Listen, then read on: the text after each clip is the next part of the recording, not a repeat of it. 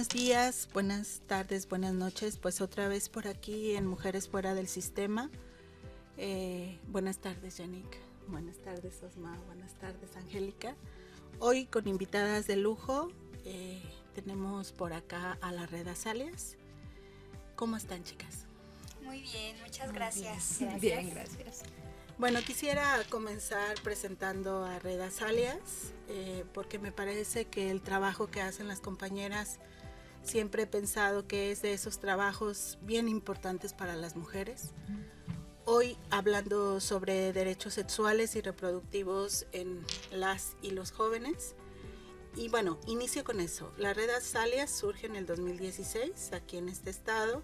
Es una colectiva feminista autónoma y apartidista. Está integrada por acompañantes de mujeres y otras personas gestantes en situación de aborto y posaborto. Proporcionan información sobre justicia reproductiva, realizan incidencia política, promueven el debate público de calidad sobre la despenalización, legalización y la desestigmatización del aborto, impulsan la reflexión del conocimiento en torno al aborto seguro, al acompañamiento y a la defensa del Estado laico. Veo que Red Azaleas es como muchas cosas. Quisiera también decir que uno de sus principios es acompañar y no suplantar. Es una red trans incluyente e interseccional. Y bueno, en esta ocasión nos acompañan 3 compañeras de esta red. Yanit Castro Errejón, que es una mujer trabajadora, feminista, activista, nacida en 1989, estudió la licenciatura de Filosofía en la Universidad Michoacana de San Nicolás de Hidalgo, desarrolla su trabajo en filosofía, principalmente en las áreas de ética, filosofía, política y bioética.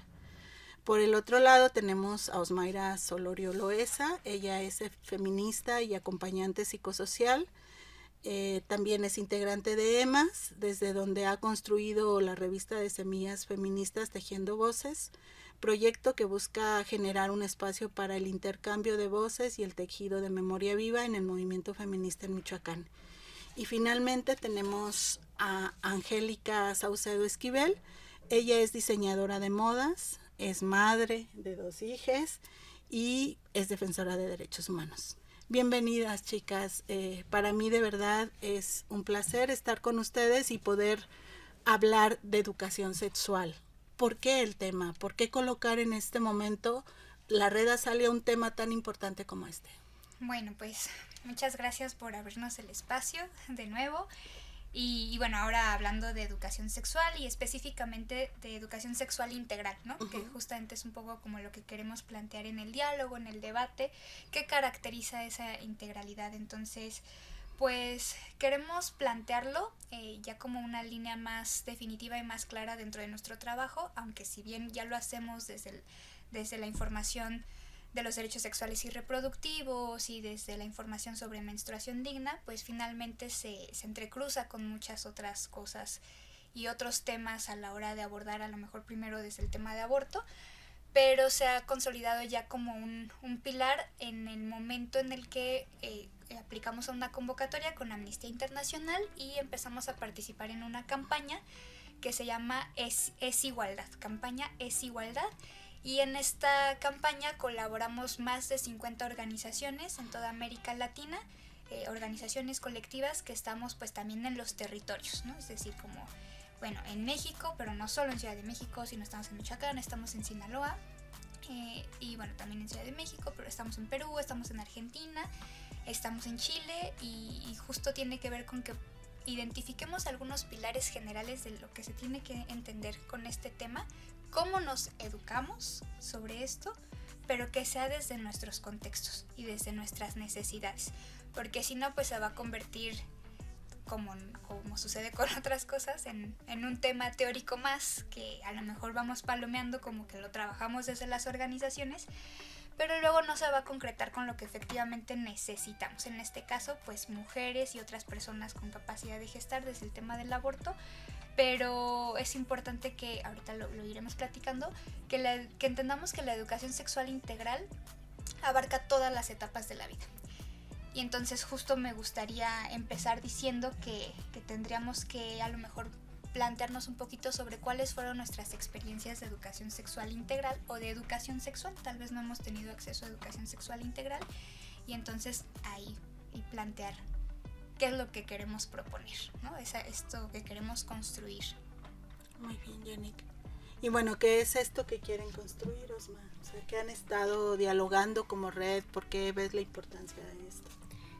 Bueno, tal como lo comenta Yannick, nos unimos a esta campaña que ha sido todo un proceso de aprendizaje para nosotras principalmente, y que en estas capacitaciones que hemos tenido con compañeras o compañeros que forman parte de la campaña, hemos desaprendido también mucho de nuestra propia formación. Entonces consideramos algo importante y fundamental que lo comencemos a trabajar desde nuestros territorios, considerando todas las intersecciones en un marco de derechos humanos, en un marco de perspectiva de género que sea intercultural también. O sea, para nosotras es bien importante eso, ¿no? Colocar todas las características que conforman a la diversidad de personas que compartimos en este territorio. Entonces ya es momento de que hablemos y que pongamos también en discusión esas ideas cargadas de prejuicio, con las que generaciones hemos sido, pues, es que no digo formadas, sino acercadas a lo que no es la sexualidad, también como importante. Uh-huh. Angélica, ¿tú cómo lo ves? ¿Cómo ves esta importancia de hacer una campaña de educación sexual integral como mamá, ¿no? Como mamá de un adolescente, ¿no? Y de un niño pequeño. La sexualidad es algo, como decía Yannick, que es parte de nosotros. Somos seres sexuales. El cuerpo es algo de lo que somos. Somos mente, somos cuerpo, somos... Entonces no podemos desapegarnos de eso. Y se malentiende muchas veces solo poner la palabra sexualidad, que estamos hablando de lo que los adultos creemos que es. Entonces, darnos cuenta desde un bebé que lo primero que haces cuando quitas el pañal es que toca sus genitales, y cuando le estás enseñando ojos, manos, pies, pene, sin ningún tapujo, porque es una parte muy importante, y ir acompañando etapa a etapa todos esos aprendizajes, todas estas cosas importantes de reconocerse, de disfrutarse, de que no es nada malo, pero también en la parte de decir que es algo muy propio, muy personal, muy privado, que nadie tiene derecho ni siquiera a acercarse y abrazarte si no te gusta. Entonces todo esto es parte de lo que siente, de lo que vive tu cuerpo, y es algo que lo tenemos que transmitir desde esta sexualidad integral, que abarca un montón de cosas y la gente solo piensa en acto sexual, no tiene nada que ver. Yo pensaba que hace un tiempo trabajé en un proyecto de VIH y revisaba cómo en el mundo hay países que realmente tienen de manera transversal la educación sexual integral, como lo menciona Angélica, desde el momento en que llevamos a nuestras hijas, hijos e hijes a la escuela, desde la guardería, ¿no? Y estos países son los que tienen las tasas más bajas de infecciones de transmisión sexual, de violencia sexual, etcétera, ¿no? Como el hecho de que tú puedas informar desde edades tempranas a la niñez sobre el tema puede prevenir una serie de cosas, pero sobre todo en una etapa de tantos cambios como es la adolescencia, y que es tan importante informar, cómo hacer una campaña que sea integral, que incluya a todos, Yannick. Sí, bueno, vamos a abordar en un momento cuáles son esos ejes principales y algunos objetivos, pero creo que sirve también entender cómo hemos tenido ese acercamiento a la educación sexual, aunque no sea integral, justamente a lo mejor para identificar qué es lo que sí pasa en nuestro país, en nuestras escuelas, en nuestras familias, en la sociedad en general, en la tele, en la radio, en el TikTok, porque justamente esa es una de las primeras cosas que tenemos que identificar, que nos educamos sexualmente en todos los ámbitos, no nada más en la escuela o no nada más en la familia, como tendemos de pronto a pensar en un pensamiento un poco más cuadrado de que solamente ahí y solamente en ciertas etapas, ¿no? Precisamente partiendo de la idea de que la sexualidad nos atraviesa a todas las personas porque somos seres sexuales, como lo dijo Angie, y en ese sentido atravesará todas nuestras etapas vitales, pues entonces la educación también se construye, se deconstruye, la estamos ahí como moldeando un poco. Entonces yo nos invitaría a nosotras, a quienes nos escuchen, también a ir pensando cuál ha sido esa educación sexual que adquirimos. Ayer, por ejemplo, en la charlita platicábamos algunas de nuestras experiencias, a ver si las compañeras quieren compartir alguna de nuevo, pero yo les comentaba que yo tengo 34 años y a mis 34 años puedo decir que mi educación sexual ya integral o empezar a ser integral fue hasta la adultez. Yo la educación sexual que recibí infancia y adolescencia estuvo cargada de estigmas, estuvo cargada de prejuicios y estuvo cargada de miedos, ¿no? Típico que se nos mostraban los métodos anticonceptivos de pronto de una forma muy expositiva, sin permitir dudas, preguntas reales, que también de pronto ante la falta de experiencia puede ser que no tengas dudas muy concretas, pero también puede que sí, y no hay un ambiente seguro para plantear abiertamente las preguntas, por un lado, y por otro lado el tema de infecciones de transmisión sexual, todas en general, se nos mostraba desde el miedo total, no de invitarnos a ejercer con placer la sexualidad y de manera responsable, cuidando nuestro cuerpo y por supuesto conociéndolo, sino que era desde ver fotografías de infecciones ya muy graves en etapas muy complicadas de tratar, y entonces era infundirnos el miedo, mira lo que te va a pasar. Finalmente ese es el mecanismo de control, y de control a través del castigo, ¿no? Si ejerces tu sexualidad, en el caso de mujeres y personas con capacidad de gestar, pues se nos va enseñando que lo peor que te puede pasar es, por ejemplo, embarazarte, ¿no? A temprana edad. Claro que también tenemos toda una sociedad que al mismo tiempo nos va a decir, no, perfecto que te embaraces, ¿no? Entonces tenemos esos dobles mensajes y nos educamos a través de la televisión, como comentaba, platicábamos de las telenovelas que veíamos, y en nuestro país, con la cultura popular tan imponente y tan importante que tenemos, es importante que revisemos esas referencias culturales, no nada más lo que nos digan en una exposición en la escuela, en una clase, ¿no? Nos educamos con todo eso. Entonces básicamente esa educación que es la real es la de la falta de información, desinformación deliberada, el estigma, el miedo y el castigo, ¿no? con el ejercicio de la sexualidad. Entonces, partiendo de identificar eso como algo que ya no queremos, es que estamos tratando de hacer esta propuesta de implementación también más allá de las consignas, porque creo que estamos en un punto en el que afortunadamente todas, todos decimos sí, la educación sexual integral, pero lo que es real, lo que es cierto es que padres, madres de familia se niegan, de hecho, a que se implemente estos contenidos educativos. En nuestro congreso local hay una comisión de la familia, ¿no? Que se aprobó apenas el año pasado, que no existía, y por ejemplo están tratando ahí de hacer esa revisión de los contenidos de educación sexual, pero bajo una mirada estigmatizante y conservadora, y pues básicamente nada laica, ¿no? Entonces no se trata de decirnos cómo ejercer la sexualidad, sino de desarrollar algunos ejes que ahorita Osmayra nos va a comentar. Entonces esa propuesta de construcción tendrá que identificar contextos en general, en primer lugar. 2, la etapa de la vida en la que nos encontremos, pero de todas formas esa etapa tiene que ajustarse al contexto, porque puede ser que estemos ante un grupo de personas que tengan todas 15 años, pero no tienen el mismo contexto, de todas maneras.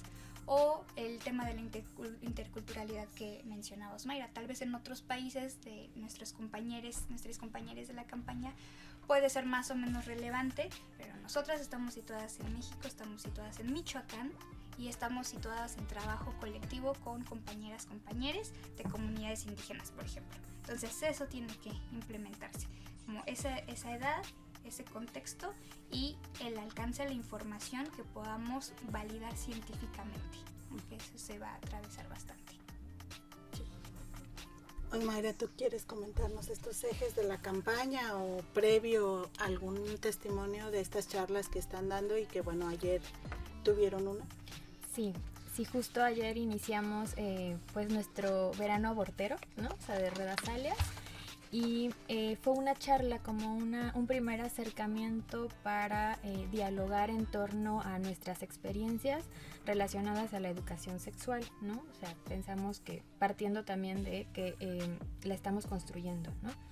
Y como lo dijo Yannick, compartimos algunas, las que estábamos en la charla, cuáles habían sido esas experiencias. Y yo les compartía que de entrada no considero que haya recibido educación sexual, y mucho menos integral, ¿no? Y mucho menos adecuada a mi contexto ni nada. Yo fui de la generación, espero ya no lo sigan haciendo, ¿no? De que en quinto, sexto de primaria, que venía el contenido, ¿no? en el libro de texto, nos separaban, ¿no? Cuando separaban a los niños, y a los niños les hablaban solo de los genitales asociados a los niños, ¿no?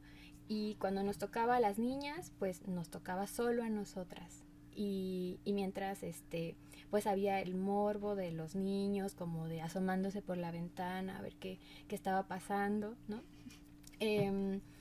Y fue un tipo de acercamiento distinto, porque en el caso de las mujeres, toda la información es revictimizante, desde el miedo, desde que lo peor, como lo dijo Yannick, lo peor que te puede pasar es que te embaraces, o si ejerces tu sexualidad, pues vas a morir de una infección, y entonces todo el mundo va a venir, te va a caer sobre ti. Y en secundaria, en la materia sexualidad y género, me acuerdo que tenía yo un proyecto que llevábamos nosotros, era esto de cuidar un huevo durante un mes, porque era la forma de enseñarnos que pues que si ejercías tu sexualidad heterosexual, ¿no? O sea, partiendo de esa idea, porque solo se nos enseña desde lo heterosexual, no hay posibilidad de ejercer otro tipo de sexualidad, no lo hay, ¿no?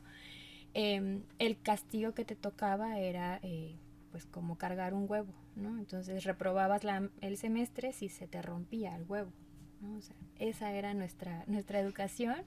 Y en mi secundaria no nos enseñaron ese famoso videíto de ay, mi piernita, no, nos llevaron a ver una obra de teatro con todas las escuelas de más o menos la edad, donde la historia era esa, ¿no? Una chava, un chavo, se enamoraban y había un embarazo no deseado, no planificado. La chica recurría a un aborto clandestino e inseguro, ¿no? Y la típica escena de que la chica moría, o sea, eso, ¿no? Entonces, esos eran también nuestros acercamientos.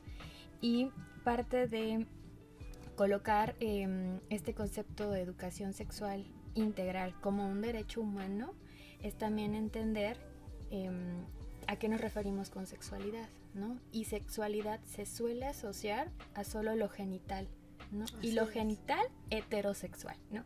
O sea, lo heteronormado, nada más.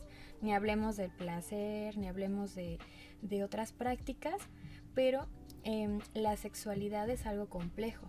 O sea, no solo involucra lo biológico ni lo físico, sino que se entrecruzan aspectos emocionales, sociales, políticos, culturales, económicos, en todos los ámbitos de nuestra vida. Entonces, partiendo de que la educación sexual es compleja y es un proceso de enseñanza-aprendizaje, donde se construyen herramientas y habilidades que van a servirnos a las personas para ejercer de manera libre, ¿no? Y de manera armónica y placentera nuestra sexualidad en todos los ámbitos de nuestra vida, ¿no? Y bueno, la ESI tiene estos 5 principios fundamentales, ¿no? O ejes también. El primero es reconocer la perspectiva de género. El segundo es el cuidado del cuerpo propio, pero como lo apuntaba Yannick, también del cuerpo de la otredad, o sea, con quién nos estamos relacionando, y se entrecruza con el derecho a la salud también. El tercer principio es que vamos a ejercer con la educación sexual integral derechos específicos como los derechos sexuales y reproductivos. El cuarto, es que se pone un énfasis a la afectividad, o sea que es importante el reconocimiento de emociones y sentimientos en este proceso. Y el quinto es que vamos a partir desde un respeto de la diversidad. Todo esto se transversaliza diciendo que no se tolera ni se admite ningún tipo de violencias. Entonces, no sé si Angie quiere agregar algo. Sí, de esto de los ejes, tu experiencia, también eso creo que nutre mucho, ¿no? Y nos coloca en la importancia justamente de estar retomando esta campaña, ¿no? Sí. Sí, bueno, algo muy polémico que se ha tratado en estos, o la primer traba que nos vemos es con la diversidad. Como dicen, siempre es desde el aspecto heteronormado. Si no hay posibilidad de otra cosa. Ayer hablábamos un poco en la plática de mis experiencias tan diferentes. Yo nazco en una familia muy, muy libre, muy, muy linda. Mi mamá era artista.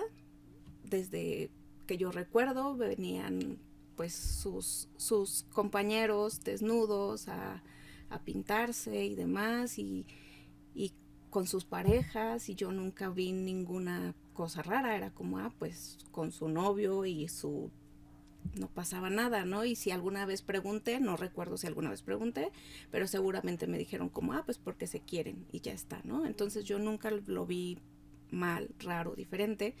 Mis papás mueren cuando yo soy muy niña y me voy a vivir con mi abuela. Y ahí mi educación sexual integral se truncó completamente. Y les decía una experiencia muy rara que incluso comenzamos a cuestionar, que la única plática así vívida que tengo con mi abuela es que me dijo, si un día un niño te invita al oscuro, no vayas. Al oscurito. Al oscurito. Entonces, ayer bromeamos un poco, bueno, ¿y si yo quiero ir? ¿Y qué me quiere hacer? ¿Y si sí me gusta? ¿Y si es niña? Si una chica o sea, si es una chica me invita, entonces sí. ¿Y si no está oscuro? ¿Sí hay mucha luz? Ajá. Entonces, como obviar todas estas cosas. Yo soy mamá de un chico trans, entonces me veo atravesada por un montón de cuestionamientos acerca de lo mal que lo estoy educando, lo permisiva que soy, lo confundido que lo tengo. Entonces, pues puedo solo decir, yo tengo la información y estoy luchando todos los días por tener más información, por respetar sus derechos, por respetarlo como persona.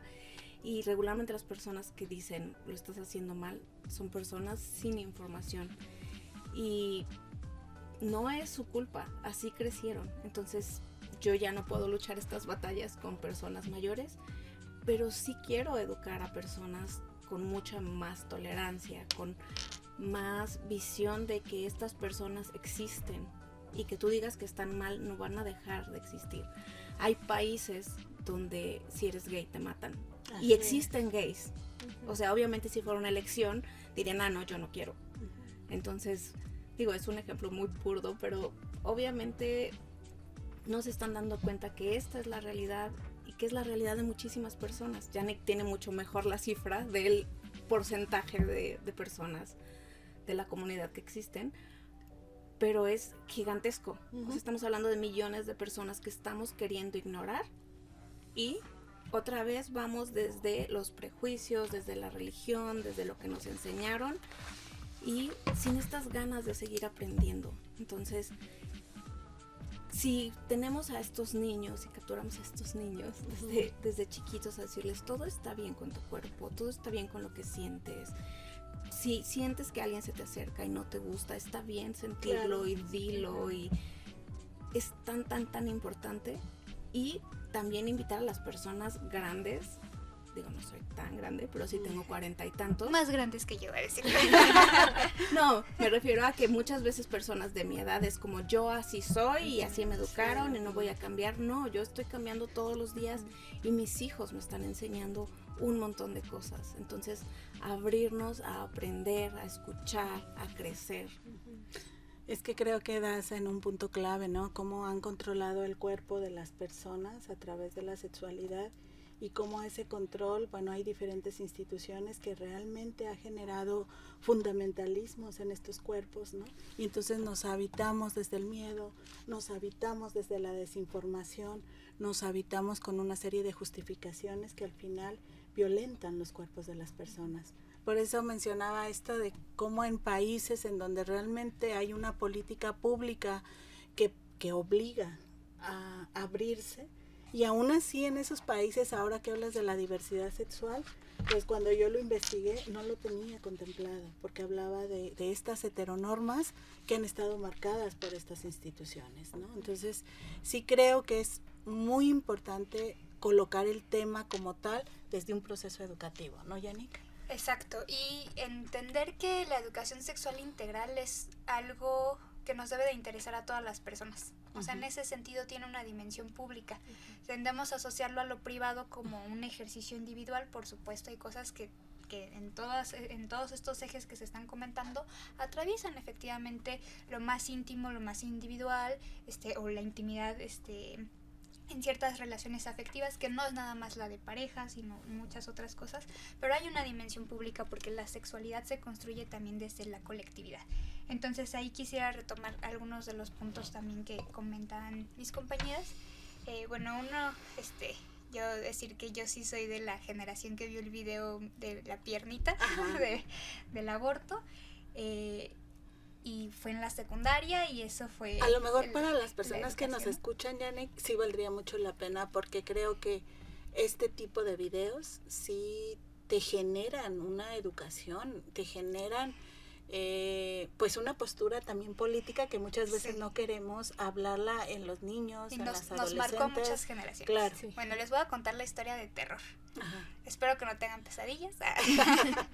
Pero bueno, lo que sucede es que hay una película documental que se mostraba como parte de los contenidos de educación, no de educación sexual integral, ¿no? Porque ya lo hemos dicho, no era integral, sino era la información supuestamente para evitar embarazos, porque otra vez se entendía se entiende todavía la educación sexual como algo que sirve nada más para prevenir embarazos no deseados o embarazos adolescentes y para prevenir infecciones de transmisión sexual, ¿no?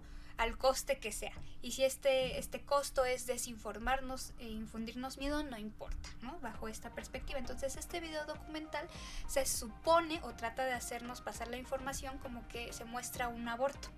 Para empezar, hay que decir que los procedimientos de aborto han cambiado con el tiempo y ahí en ese video se muestra un procedimiento asociado al legrado, que es un procedimiento completamente obsoleto. Si alguien no lo sabe en este momento de 2023 o de cuando nos escuchen, ese ya no es un método que se ha recomendado por la OMS, ¿no? Pero entonces se parte de ese procedimiento y entonces se le agrega una voz ficcionada al feto, por supuesto, en el que va hablando de cómo vive su gestación, ¿no? Y se atraviesa por lo que vive la mamá embarazada, y entonces en este documental escuchamos al feto hablarle a su mamá, y entonces eso que se llegó a convertir en meme de mami, mi piernita, pues es un diálogo, porque nos muestran como si viéramos el legrado desde la perspectiva del feto, y obviamente pues es una película gore, o sea, podría estar perfectamente en un género de este tipo, y vemos cómo se destaza el feto y por supuesto el sufrimiento. Entonces hay un impacto muy grande porque lo que estamos viendo es un feto como si fuera una persona. Así. Y por supuesto que si vemos ya sea en ficción o en la realidad un asesinato, pues obviamente nos va a impactar, nos va a afectar y nos vamos a posicionar moralmente en contra. Entonces ese tipo de contenidos, además de desinformarnos, porque así no son los abortos, porque los fetos no hablan y no tienen conciencia hasta el día de hoy, ¿no? Eso podría ser tema ya de otro momento si queremos desarrollar específicamente lo que tiene que ver con el estatus ontológico tanto del tejido embrionario como fetal. Pero entonces se manipula toda esa información para darle una personalidad al feto, y entonces hay una empatía más bien con el feto por ser como víctima, ¿no? Entonces todo ese documental sí nos marcó a varias generaciones. La práctica de los huevitos que decía Osmaira también, que finalmente es lo mismo, simular que los huevos son bebés, ¿no? O sea, quiero decir que es lo mismo en términos de de falsas analogías y de no darle las herramientas también a los docentes para abordar esta información, y en ese sentido también es un problema público, no es algo que le afecte nada más a quienes pasamos en esas generaciones o a nuestras hijas, hijos, hijes, sobrinas, sobrines, etcétera, sino que eso es algo que nos afecta a todas las personas, aunque no sé exactamente a mí la que no me enseñaron eso, porque al fin y al cabo se atraviesa por la salud pública también y por la educación de todas las personas, ¿no? Bueno, la salud y la educación de todas las personas y los derechos de todas las personas. Entonces ahí se contrapone con el tema de los fundamentalismos, que justamente, bueno, pueden ser religiosos, la mayoría de los fundamentalismos son religiosos, pero no solamente. También hay que decir que hay personas creyentes de distintas religiones o con distintas formas de espiritualidad, y ahí también existe la diversidad, nada más que lo niegan o les dan menos derechos, o por ejemplo esto de decir sí te reconocemos pero no te puedes casar por la iglesia, pues finalmente es una discriminación, ¿no? Entonces, bueno, yo no me meto en las luchas que no me corresponden, eso a las personas que están en cada comunidad religiosa, pero sí decir que el hecho de que no sean los grupos dominantes o en las jerarquías religiosas no significa que no existan. Entonces, las personas de toda la diversidad, y la que se vaya a ir ampliando, aprovechando también que es el mes, que el mes del orgullo de toda la diversidad, pues decir que en principio pues estamos hablando de diversidad de sexo y de género, ¿no?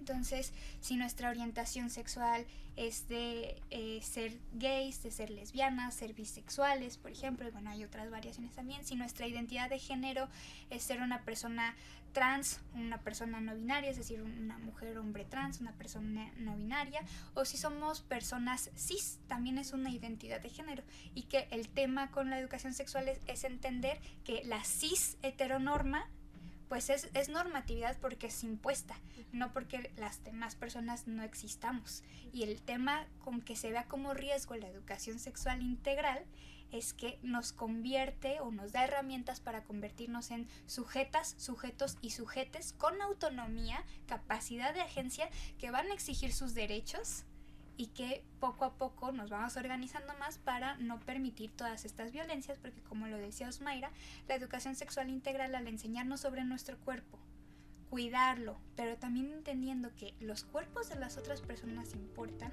sus afectos también importan, empezamos a cambiar el paradigma. Claro, no es inmediato, no es de un día para otro, pero empezamos a cambiar el paradigma básicamente de nuestras relaciones. O sea, como que si lo pensamos con cuidado, o sea, no sé si a ustedes no les pasa, pero a mí me explota la cabeza de pensar todo lo que eso puede generar en términos públicos, y es por eso que no debemos de quitar la exigencia hacia el Estado, porque, bueno, no va a ser sorpresa para muchas personas, pero como suele suceder, las colectivas, las organizaciones de la sociedad civil estamos cubriendo ese hueco del Estado, porque el Estado y los gobiernos no están implementando la educación sexual integral.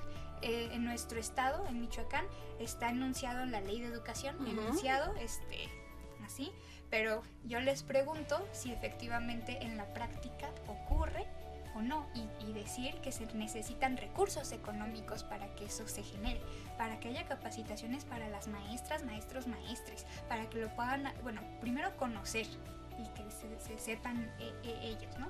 Luego que lo puedan implementar de acuerdo a si trabajan con primeras infancias, kinder, primaria, en primero de primaria no va a ser lo mismo que en sexto de primaria, secundaria, preparatoria. Entonces necesitamos aportar con esas herramientas.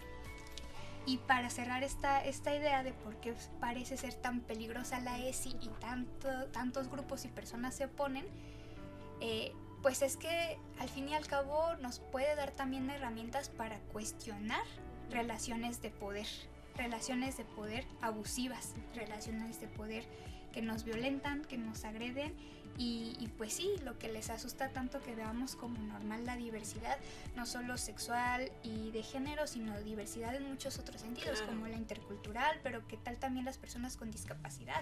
Las personas con discapacidad también son seres sexuales, les guste o no les guste a las demás personas. Entonces tenemos que empezar a visibilizar eso y problematizar lo que haya que problematizar. Sí, es parte de. Nos incomoda, pues lo siento. Pues lo siento, ¿no? Así es esto. Un poquito va por ahí también. Y bueno, Entonces, esta campaña pretende llegar a muchos actores. En este primer momento solo hay algunos. ¿Cuáles son las poblaciones? Tú le dices en inglés, es igualdad, pero pues al final es eso, ¿no? Es igualdad.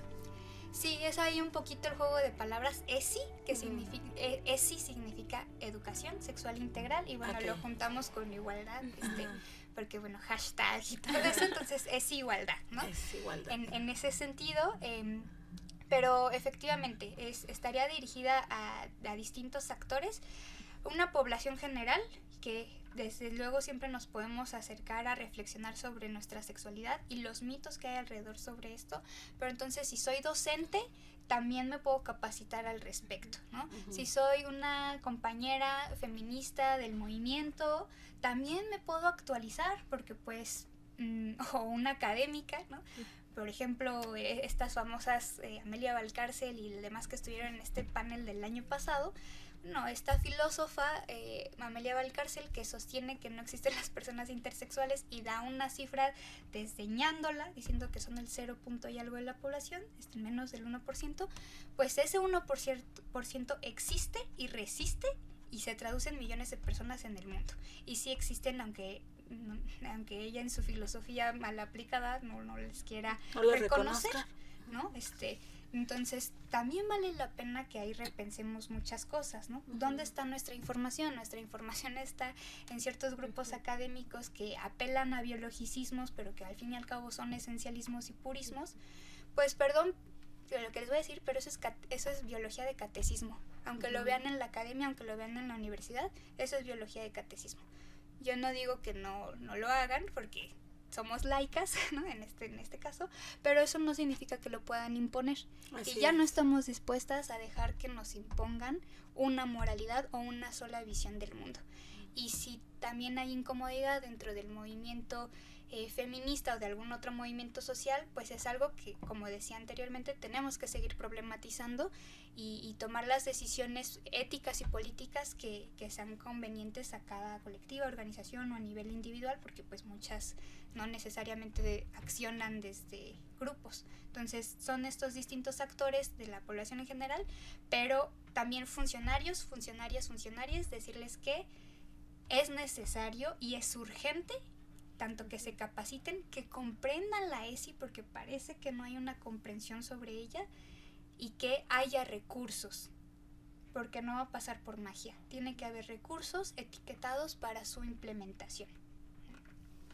¿Algo más de la campaña que quieras comentar, Osma?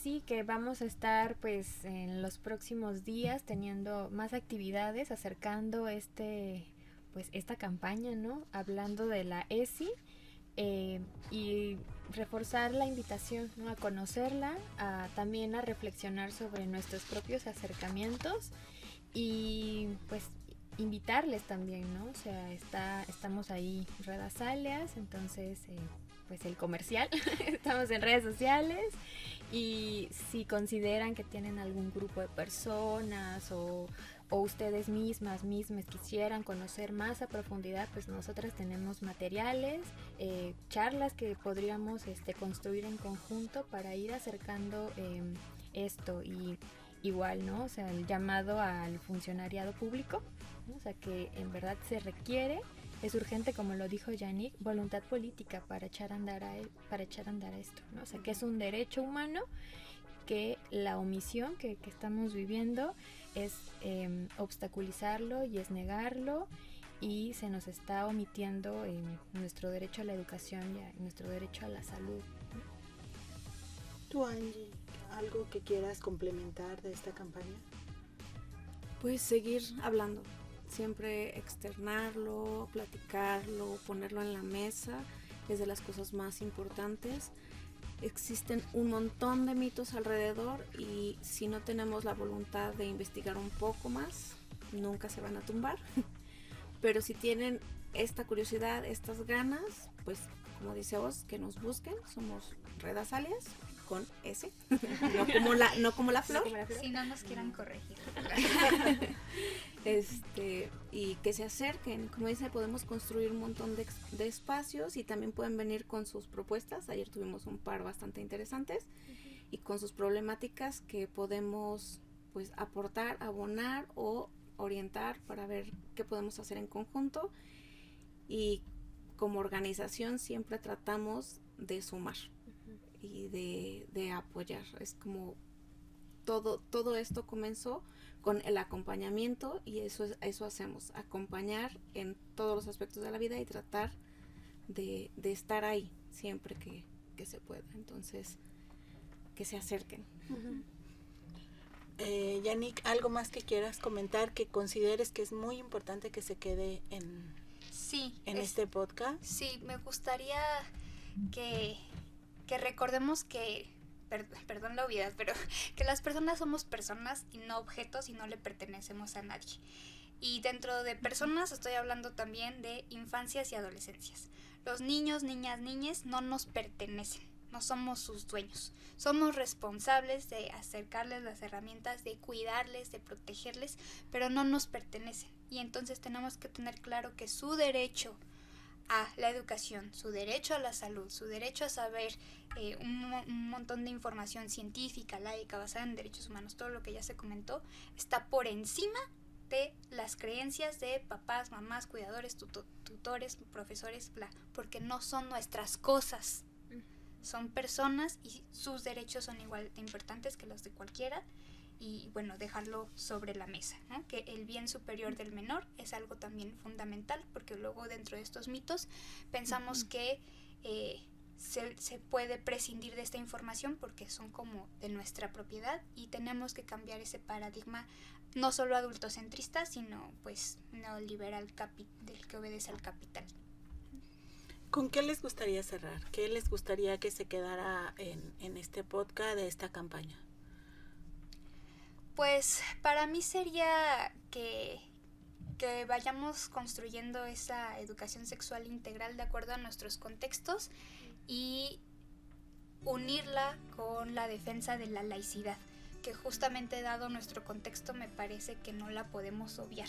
Más allá de lo que dice la letra, en las normatividades, es cierto que hay un embate muy fuerte, muy grave, muy preocupante en relación a los fundamentalismos, y que necesitamos estar pilas con eso, no dar por supuesto que porque ya tenemos algunos derechos ganados no los podemos perder, ¿no? Hay que seguir ahí dando esa lucha, esos esfuerzos por protegerlos, y todavía nos falta mucho.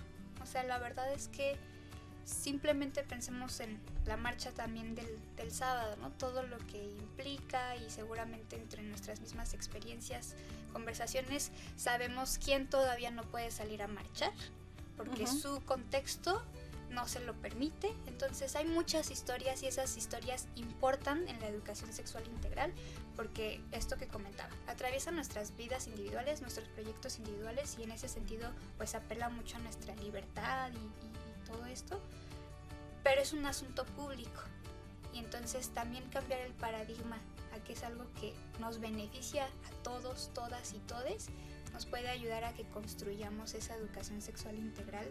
En efecto, no nada más las que estamos en colectiva, sino más personas que se sumen. Entonces, les esperamos.